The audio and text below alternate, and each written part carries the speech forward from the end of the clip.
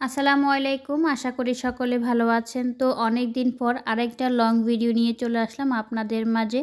আমি short video দিয়েছি মাঝে মধ্যে, কিন্তু লং ভিডিও অনেক দিন হয়েছে দিয়েছি। তাই ভাবতেছি আরেকটা ভিডিও নিয়ে হাজির হই আপনাদের মাঝে। তো প্রথমে হচ্ছে আমি এখানে ডিম ভাজি করে নিলাম সকালের জন্য, যেহেতু আজকে সকালবেলা ভাত খাবো সবাই মিলে।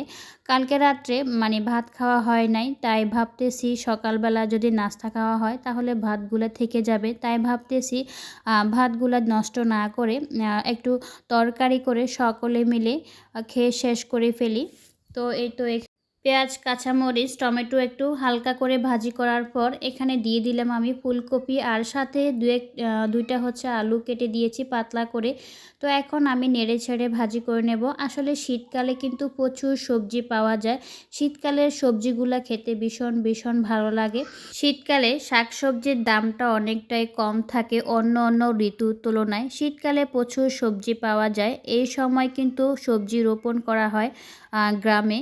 যারা গ্রামে বসবাস করেন তারা কিন্তু টাটকা টাটকা সবজি খেতে পারেন, একেবারে পিওর খাঁটি সবজি। আসলে শীতকালে সবজির কোনো তুলনায় হয় না। আর এখানে দেখেন, আপনাদের সাথে কথা বলতে বলতে আমি এখানে হলুদ, মরিচ, মশলা গুঁড়া সাথে লবণও দিয়ে ফেলছি। কথা বলতে বলতে হচ্ছে আমার কিছুটা কাজ এগিয়ে গিয়েছে।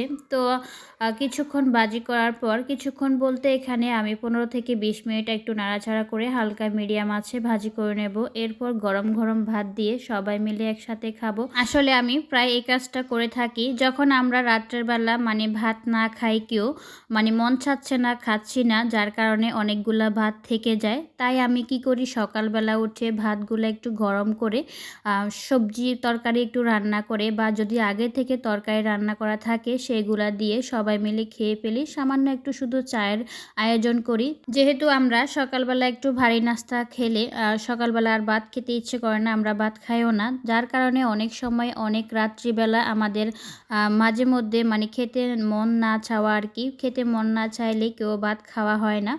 তো যার কারণে সকালবেলা সেই ভাতগুলা থেকে যায়। থেকে যাওয়া ভাতগুলা নষ্ট না করে আমরা যে কোনো কায়দায় যদি সেগুলা খেয়ে ফেলি তাহলে সেটাই হচ্ছে উত্তম।